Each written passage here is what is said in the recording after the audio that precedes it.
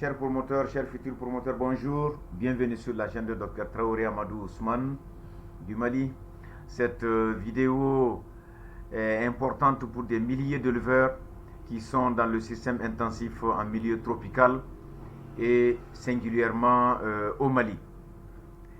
À la fin de l'hivernage, l'herbe se dessèche, l'herbe devient d'ailleurs rare en dehors des zones protégées.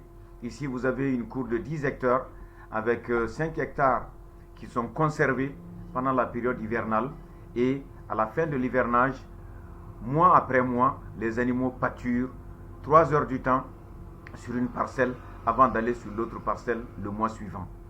Donc cette conduite d'élevage donne un bien-être animal certain et maintient la très bonne forme et la très bonne santé des animaux. À la fin de l'hivernage, la plupart des animaux ont un embonpoint qui est correct, et la difficulté c'est de pouvoir conserver cet embonpoint lorsque l'herbe est desséchée, très pauvre et devenue rare. Les fourrages représentent plus de 70% de l'alimentation des bovins, donc en tenir compte est très important et c'est même un gage de bien-être et de pérennisation de nos systèmes. Les dépenses en concentré sont énormes en République du Mali lorsque les gens sont en système intensif, parce qu'ils oublient tout simplement ce côté fourrage.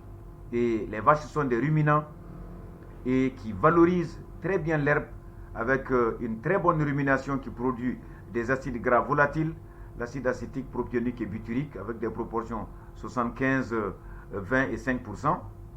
Ce qui fait que lorsque les animaux ont du fourrage à volonté que l'on appelle ad libitum, ils finissent par se retrouver en très bonne forme.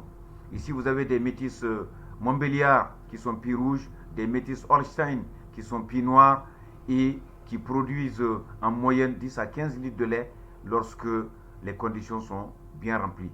Donc nous sommes à notre deuxième génération de veaux après l'installation de la ferme en 2023 et bientôt nous rentrerons dans la troisième génération.